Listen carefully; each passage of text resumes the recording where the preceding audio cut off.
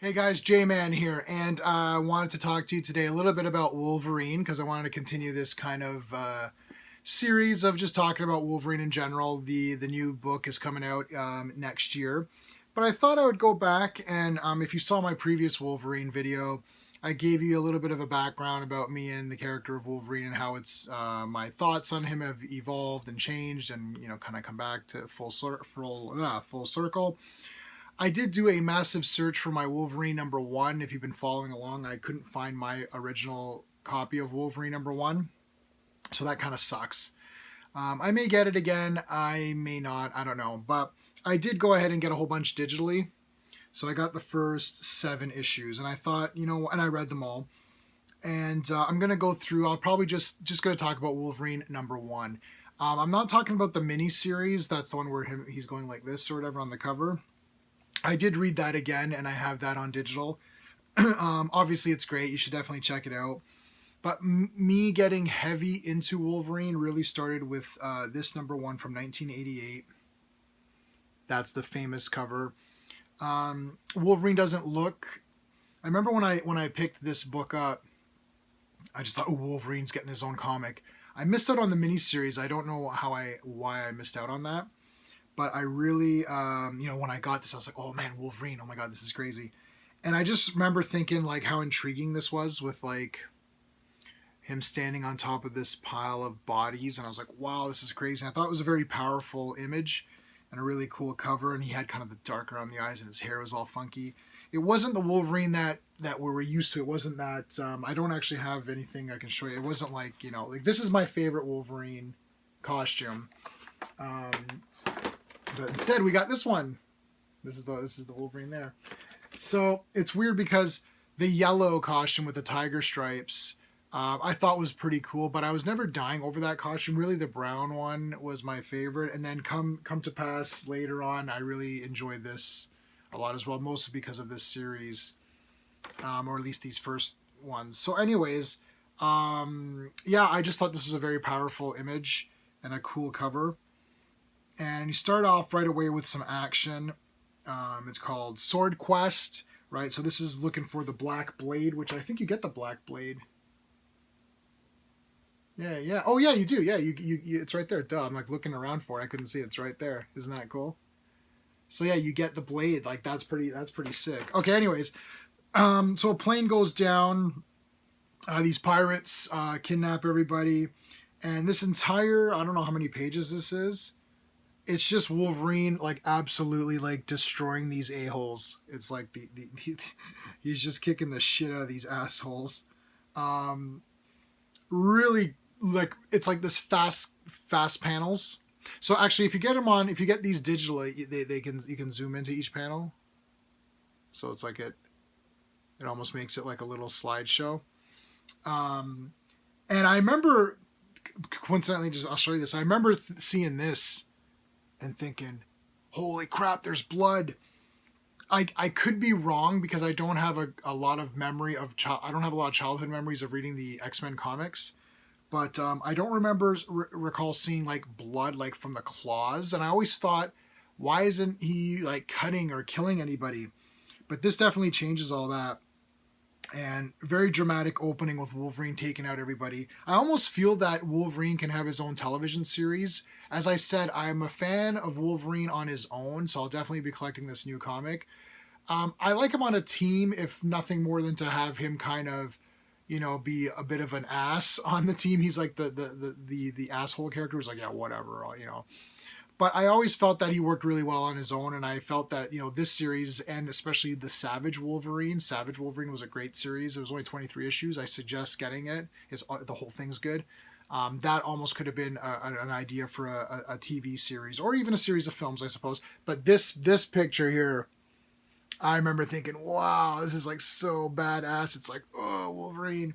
So, and he says, my name is Logan, but most people know me as Wolverine, and you're like, oh. So, and then look at this. This is killer. This entire, like look at how awesome that is. He's just kicking the shit out of everybody. So it's like this massive oh my God, like look at this. Okay, I don't want to show you the entire book, but like, I mean, look at how cool that is. It's like literally like how many guys are in there? 1, 2, 3, 4. There's like 5 guys there, and one guy's already knocked down. So this entire thing is basically like, what page are we on here? This is page 13. So basically, there's half of this book is fighting, but a lot of good tension is built up. The pirate captain here captures this woman, takes her hostage, but turns out that there was one of the hostages was hiding out in the boat, and then she kills the guy. So basically, the guy who's dying here is Wolverine's buddy, and he's like, you gotta find the Black Blade. There's like a cult that's after it. And then here's where he's disguised as Patch. So this is where kind of Patch comes in. I don't know what happened right before this, but I guess like they thought that Wolverine was dead or the X-Men were dead or something. So Wolverine has to remain in disguise. So through most of this run, he's trying to, or at least in the beginning here, he's trying to hide the fact that he is Wolverine. So he doesn't want to pop the claws out because that's a dead giveaway, right? And he wears the patch, and that's why he doesn't look exactly like the Wolverine we kind of know. And I think, yeah. So basically, this first issue is just a quick introduction of a whole bunch of things that are going to come to pass later. Black Blade, so they're saying the Black Blade is next. Wolverine's trying to figure out what's going on here. I think Mariko is mentioned in here somewhere. Yeah, I think she's mentioned. So there's a lot of mentions. They mention a lot of things that are going to come about later on, which is really cool. This was a good first issue because it planted a lot of seeds of things that are going to come, which is really cool. But also it delivered a lot of action.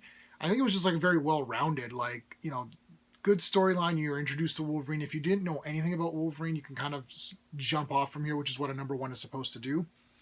But if you knew Wolverine, there's a lot of backstory stuff in there too, with like the X-Men stuff and Jessica Drew is mentioned. So there's a lot of things in there that if you knew about Wolverine, you're going to enjoy it. And if you didn't know anything about Wolverine, it's a good jumping off point. Now that we're in the day of digital comics are super available, these comics are $1 a piece or $2 a piece. I think there's an Epic collection. Epic collections are super great for value. You can buy them physically or you can buy them digitally. I think it's the same price. And you get a lot of bang for your buck in those Epic collections. So definitely worth getting those, especially for something like this where you want to continue reading it. And I always thought this was like I remember this image on the comic. I always thought this was like so cool. How the black like mixes in. But yeah, and then check out, I'm not going to talk about issue number 2, but I just want to show you the cover because it's just so dynamic. I had Wolverine 1 to 10. And I ended up getting rid of those. But absolutely killer. What else can I say about this? I mean, Chris Claremont's the writer. We already know that. John Buscema is the penciler, so like we know that's going to be like, you know, the art is pretty sick. I like the art style in this a lot.